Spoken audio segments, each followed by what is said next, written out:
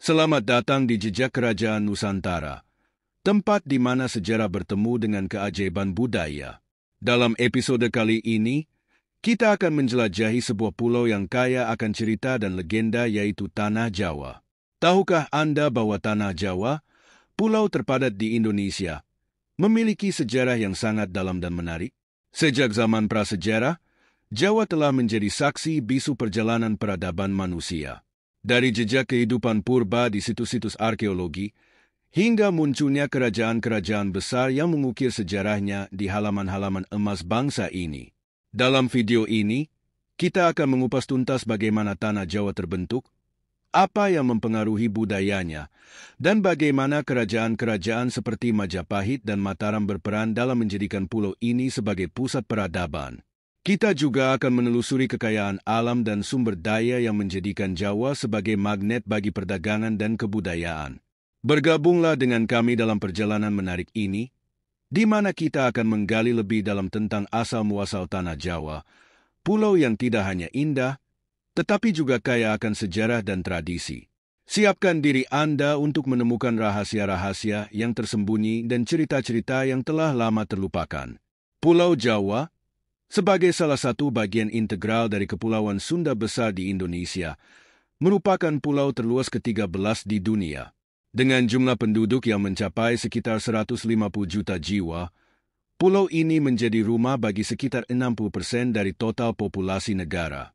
Angka tersebut menunjukkan penurunan signifikan jika dibandingkan dengan data sensus tahun 1905, yang mencatat 80,6% dari total penduduk Indonesia.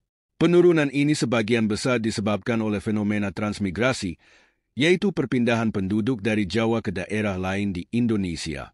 Secara geologis, Jawa sebagian besar terbentuk akibat aktivitas vulkanik, yang menghasilkan deretan gunung berapi yang membentang dari timur ke barat. Di sisi utara, terdapat dataran aluvial yang merupakan hasil endapan sungai. Pulau ini dipisahkan dari pulau-pulau besar lainnya oleh selat, dengan Pulau Sumatera di barat laut, Pulau Kalimantan di utara, Pulau Madura di timur laut, dan Pulau Bali di sebelah timur. Di bagian selatan, pulau ini berbatasan dengan Samudra Hindia. Sejarah Indonesia banyak tercatat di pulau ini, yang dulunya menjadi pusat beberapa kerajaan Hindu-Buddha dan Kesultanan Islam. Selain itu, Jawa juga merupakan saksi bisu dari pemerintahan kolonial Hindia Belanda dan gerakan kemerdekaan Indonesia, sehingga pulau ini memiliki pengaruh besar terhadap aspek sosial, politik, dan ekonomi di seluruh tanah air. Penduduk Jawa berkomunikasi dalam 3 bahasa utama. Bahasa Jawa, yang digunakan oleh sekitar 100 juta orang, merupakan bahasa ibu yang dominan di pulau ini. Sebagian besar penduduknya juga dwibahasa, dengan bahasa Indonesia sebagai bahasa pertama atau kedua. Selain itu, bahasa Sunda dan bahasa Betawi juga banyak digunakan.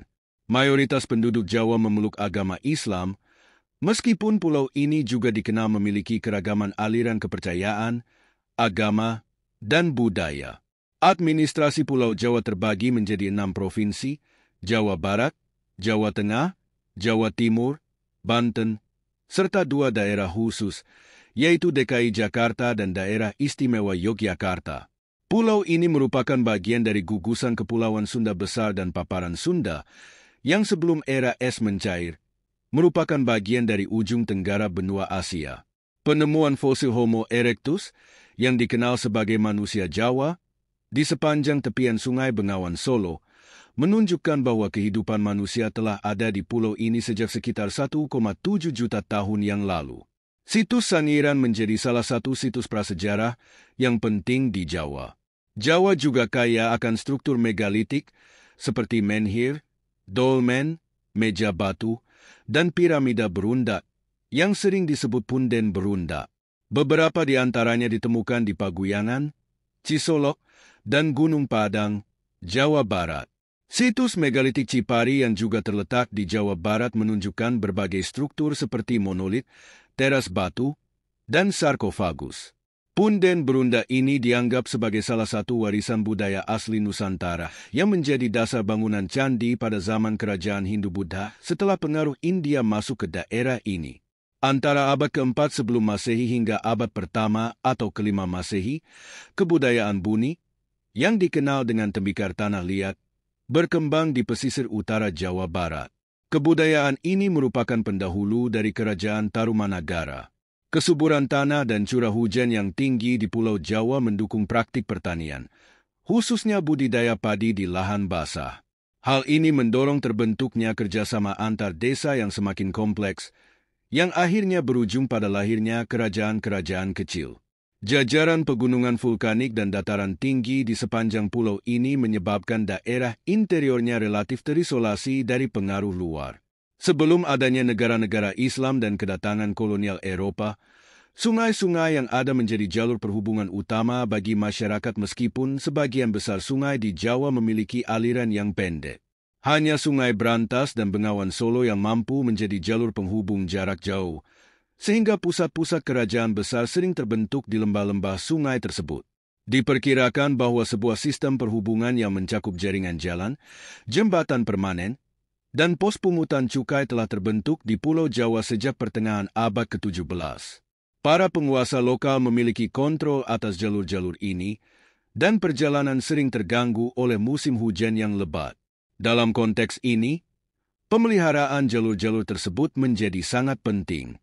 Pada masa itu, komunikasi antar penduduk Pulau Jawa tidaklah mudah. Peradaban di Pulau Jawa seringkali dikaitkan dengan kisah Aji Saka, yang konon datang ke pulau ini pada tahun 78 Masehi. Meskipun dianggap sebagai pembawa peradaban di Jawa, kisah Aji Saka menuai berbagai sanggahan dan bantahan dari sumber sejarah lainnya. Dalam karya Ramayana yang ditulis oleh Valmiki sekitar 500 sebelum Masehi, tercatat bahwa Jawa telah memiliki organisasi pemerintahan kerajaan jauh sebelum kisah Aji Saka muncul. Catatan sejarah mencatat bahwa Yawadwipa dihiasi 7 kerajaan, pulau emas dan perak, kaya akan tambang emas, dan terdapat gunung Cicira, dingin, yang menjulang tinggi hingga menyentuh langit. Menurut catatan dari dinasti Cina Ming SH, kerajaan di Jawa sudah berdiri pada tahun 65 sebelum Masehi, yang berarti 143 tahun sebelum kisah Aji Saka dimulai. Kisah Saka atau Aji Saka adalah narasi baru dalam sejarah Jawa, yang belum ditemukan relevansinya dalam teks-teks Jawa kuno. Kisah ini menceritakan peristiwa yang terjadi di kerajaan Medang Kamulan, di mana Raja Prabu Dewata Cengkar digantikan oleh Aji Saka. Cerita ini dianggap sebagai simbol masuknya budaya India ke pulau ini. Mengacu pada informasi dari dinasti Liang, kerajaan di Jawa terbelah menjadi 2 kategori. Kerajaan yang masih mengimplementasikan tradisi Hindu dan kerajaan yang sudah menganut Hindu sejak tahun 78 Masehi. Kerajaan Taruma dan kerajaan Sunda muncul di wilayah Jawa Barat, masing-masing pada abad ke-4 dan ke-7. Sedangkan kerajaan Medang adalah kerajaan besar pertama yang berdiri di Jawa Tengah pada awal abad ke-8. Kerajaan Medang mengadopsi agama Hindu dan memuja Dewa Siwa, serta mendirikan beberapa candi Hindu tertua di pulau ini yang terletak di dataran tinggi Dieng. Pada abad ke-8, Wangsa Sailendra berkembang di dataran Kedu sebagai pelindung agama Buddha Mahayana. Mereka membangun berbagai candi, termasuk Borobudur dan Prambanan, yang dikenal hingga saat ini. Sekitar abad ke-10, pusat kekuasaan beralih dari bagian tengah ke timur Pulau Jawa. Di bagian timur, berdiri kerajaan-kerajaan seperti Kadiri, Singhasari, dan Majapahit yang berfokus pada pertanian padi, tetapi juga aktif dalam perdagangan antar kepulauan Indonesia serta dengan Tiongkok dan India. Majapahit didirikan oleh Raden Wijaya dan mencapai puncaknya di bawah pemerintahan Hayam Wuruk, 1350–1389. Meskipun kerajaan ini mengklaim kedaulatan atas seluruh kepulauan Indonesia, pengaruhnya lebih terasa di Jawa, Bali, dan Madura. Pada masa Hayam Wuruk, Gajah Mada menjabat sebagai Mahapati dan memimpin banyak penaklukan, menjadikan Majapahit sebagai kerajaan komersial pertama di Jawa dengan penguasaan pelabuhan dan jalur perdagangan. Namun, setelah wafatnya Hayam Wuruk dan dengan masuknya Islam ke Indonesia, Majapahit mengalami kemunduran. Pada akhir abad ke-16, Islam mulai menggeser Hindu dan Buddha sebagai agama dominan di Jawa, sebagian besar berkat peran Wali Songo dalam penyebaran agama tersebut. Penyebaran Islam diterima dengan baik oleh masyarakat dan akhirnya mencapai kalangan penguasa. Kerajaan Islam pertama yang tercatat di Jawa adalah Kerajaan Demak yang dipimpin oleh Raden Patah, keturunan Majapahit yang beragama Islam. Seiring waktu, kerajaan-kerajaan Islam lainnya seperti Pajang, Surakarta, Yogyakarta, Cirebon, dan Banten juga mulai muncul dan memperkuat kekuasaan mereka. Kesultanan Mataram, yang tumbuh menjadi kekuatan dominan di bagian tengah dan timur Jawa pada akhir abad ke-16, berhasil menundukkan penguasa Surabaya dan Cirebon di bawah kekuasaannya. Akibatnya, hanya Mataram dan Banten yang bertahan saat kedatangan bangsa Belanda pada abad ke-17. Beberapa kerajaan warisan Islam di Jawa dapat ditemukan hingga saat ini, seperti Kasunanan dan Mangkunegaran di Surakarta, serta Kasultanan dan Pakualaman di Yogyakarta. Di Cirebon, terdapat 3 kerajaan, yakni Kasepuhan, Kacirebonan, dan Kasepuhan. Interaksi Jawa dengan kekuatan kolonial Eropa dimulai pada tahun 1522, ketika kerajaan Sunda menjalin perjanjian dengan Portugis di Malaka. Meskipun perjanjian ini gagal, kehadiran Portugis terbatas di Malaka dan pulau-pulau timur Nusantara. Ekspedisi Cornelis de Houtman pada tahun 1596 menandai awal hubungan Belanda dengan Indonesia. Pada akhir abad ke-18, Belanda mulai memperluas pengaruhnya di kesultanan-kesultanan pedalaman Pulau Jawa. Meskipun orang-orang Jawa dikenal sebagai pejuang tangguh, konflik internal menghalangi mereka untuk membentuk aliansi efektif melawan Belanda. Sisa-sisa Mataram bertahan dalam bentuk Kasunanan Surakarta dan Kasultanan Yogyakarta, di mana para raja Jawa mengklaim kekuasaan atas dasar kehendak Tuhan. Belanda pun mendukung sisa aristokrasi Jawa dengan mengukuhkan posisi mereka sebagai penguasa wilayah dalam administrasi kolonial. Pada awal masa kolonial, Jawa menjadi daerah penghasil beras utama. Pulau-pulau penghasil rempah-rempah, seperti Kepulauan Banda, secara teratur mengimpor beras dari Jawa untuk memenuhi kebutuhan pangan mereka. Inggris sempat menaklukkan Jawa pada tahun 1811, dan pulau ini kemudian menjadi bagian dari Kerajaan Britania Raya dengan Sir Stamford Raffles sebagai gubernur jenderalnya. Namun, pada tahun 1814, Inggris mengembalikan Jawa kepada Belanda sesuai dengan ketentuan Traktat Paris. Pada tahun 1815, diperkirakan populasi Pulau Jawa mencapai 10 juta orang. Selama paruh kedua abad ke-18, terjadi lonjakan jumlah penduduk di kadipaten-kadipaten di sepanjang pantai utara Jawa Tengah.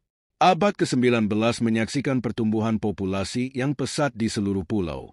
Berbagai faktor berkontribusi pada pertumbuhan ini, termasuk upaya pemerintah kolonial Belanda dalam mengakhiri Perang Saudara di Jawa, memperluas lahan pertanian, serta memperkenalkan tanaman pangan baru seperti singkong dan jagung untuk mendukung ketahanan pangan. Ada pendapat lain yang menyatakan bahwa meningkatnya beban pajak dan rekrutmen kerja dalam sistem tanam paksa mendorong keluarga untuk memiliki lebih banyak anak sebagai cara untuk membantu membayar pajak dan mencari nafkah. Pada tahun 1820, wabah kolera melanda Jawa, menewaskan sekitar 100.000 orang. Perkembangan transportasi juga berperan dalam meningkatkan kesejahteraan penduduk. Kehadiran truk dan kereta api, yang menggantikan penggunaan kereta dan kerbau, serta penerapan sistem telegraf dan distribusi yang lebih teratur, membantu mengurangi kelaparan di Jawa, yang pada gilirannya meningkatkan pertumbuhan penduduk. Sejak tahun 1840-an, tidak ada bencana kelaparan besar yang terjadi hingga masa pendudukan Jepang pada tahun 1940-an. Selain itu, menurunnya usia pernikahan awal pada abad ke-19 menyebabkan bertambahnya jumlah tahun di mana seorang perempuan dapat merawat anak. Nasionalisme mulai tumbuh di Jawa pada awal abad ke-20, terutama selama kebangkitan nasional Indonesia. Perjuangan untuk mempertahankan kemerdekaan setelah Perang Dunia Kedua pun berpusat di Jawa. Kudeta G30 SPKI yang gagal dan kekerasan anti-komunis yang terjadi pada tahun 1965 sampai 1966 juga sebagian besar terjadi di pulau ini. Saat ini, Jawa masih mendominasi kehidupan sosial, politik, dan ekonomi Indonesia, yang bisa memicu kecemburuan sosial. Kerusuhan besar pada tahun 1998 yang melanda etnis Tionghoa Indonesia adalah salah satu dari banyak kerusuhan berdarah yang terjadi menjelang runtuhnya pemerintahan Presiden Soeharto yang berkuasa selama 32 tahun. Pada tahun 2006, Gunung Merapi mengalami erupsi yang disertai dengan gempa bumi yang mengguncang Yogyakarta. Selain itu, Pulau Jawa juga sempat merasakan dampak dari wabah flu burung yang menyerang, serta menjadi lokasi terjadinya semburan lumpur panas di Sidoarjo. Legenda yang menjelaskan asal-usul Pulau Jawa dan gunung-gunung berapinya diceritakan dalam sebuah karya sastra yang dikenal sebagai Kakawin Tangtu Panggelaran.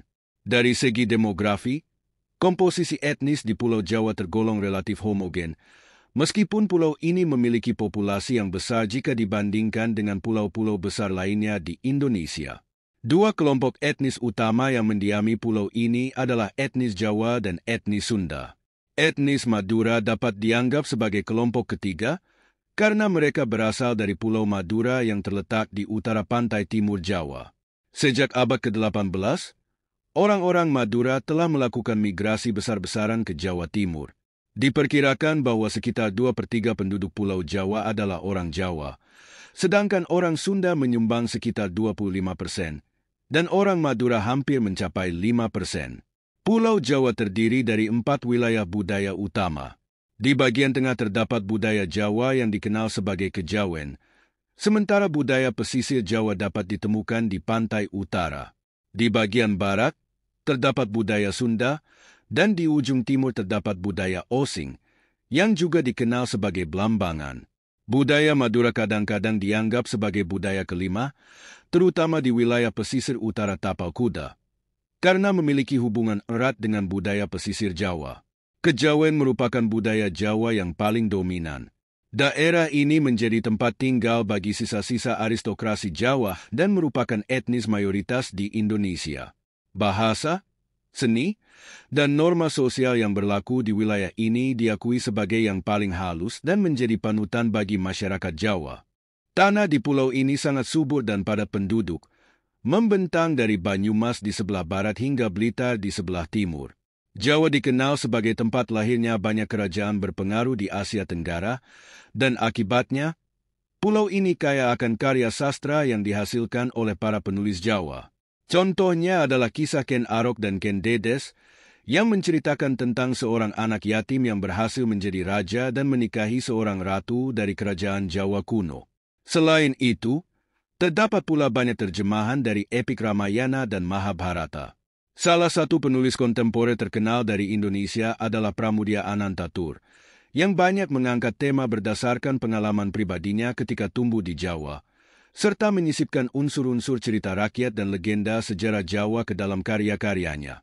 Di Pulau Jawa, terdapat 3 bahasa utama yang digunakan, yaitu bahasa Jawa, bahasa Sunda, dan bahasa Madura. Selain itu, terdapat juga bahasa Betawi, yang merupakan dialek lokal dari bahasa Melayu yang digunakan di Jakarta, bahasa Bawean, yang memiliki hubungan erat dengan bahasa Madura, serta bahasa Bali. Sebagian besar penduduk Jawa dapat berkomunikasi dalam bahasa Indonesia, yang umumnya mereka gunakan sebagai bahasa kedua.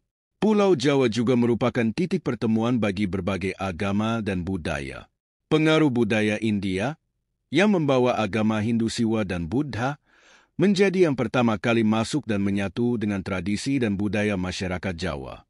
Para Brahmana dari kerajaan dan pujangga istana berperan dalam melegitimasi kekuasaan para raja Jawa, serta menghubungkan kosmologi Hindu dengan struktur politik mereka.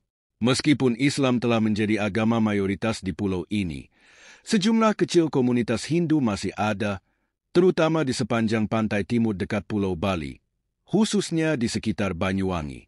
Sementara itu, komunitas Buddha umumnya terdapat di kota-kota besar, terutama di kalangan masyarakat Tionghoa Indonesia.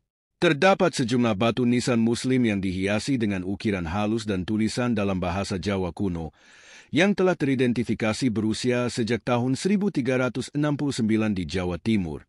Penelitian oleh Damais menunjukkan bahwa nisan tersebut milik orang-orang Jawa yang terhormat, mungkin termasuk bangsawan. M.C. Rickleff mengemukakan bahwa para penyebar Islam yang berpaham sufi mistis, yang sering dianggap memiliki kekuatan gaib, adalah agen-agen yang berkontribusi terhadap perubahan agama di kalangan elit istana Jawa, yang sebelumnya sudah akrab dengan elemen mistis dari agama Hindu dan Buddha. Salah satu batu nisan seorang Muslim bernama Maulana Malik Ibrahim, yang bertanggal 1419, 822 Hijriah, ditemukan di Gresik, sebuah pelabuhan di pesisir Jawa Timur. Dalam tradisi Jawa, ia disebut sebagai sosok asing dan dianggap sebagai salah satu dari 9 penyebar Islam pertama di Jawa, atau yang dikenal sebagai Wali Songo, meskipun tidak ada bukti tertulis yang mendukung tradisi lisan tersebut. Saat ini, hampir seluruh suku Madura, Betawi, Bawean, dan Sunda, serta sekitar 95% suku Jawa menganut agama Islam. Pengaruh Islam sangat kuat di kalangan suku Betawi, Banten, Cirebon, dan Sunda. Masyarakat Muslim dari suku Jawa dapat dibedakan menjadi 2 kelompok, yaitu abangan yang lebih sinkretis dan santri yang lebih religius. Dalam pondok pesantren di Jawa, para kiai berfungsi sebagai pemimpin agama yang meneruskan peran para resi pada masa Hindu. Para santri dan komunitas di sekitar pondok biasanya juga turut serta dalam memenuhi kebutuhan pondok tersebut. Tradisi pra-Islam di Jawa juga mempengaruhi pemahaman Islam di kalangan sebagian masyarakat yang cenderung bersifat mistis. Terdapat kelompok masyarakat Jawa yang kurang terstruktur dan dipimpin oleh tokoh-tokoh agama yang menggabungkan pengetahuan serta praktik-praktik pra-Islam dengan ajaran Islam. Agama Katolik Roma mulai masuk ke Indonesia seiring dengan kedatangan Portugis yang terlibat dalam perdagangan rempah-rempah.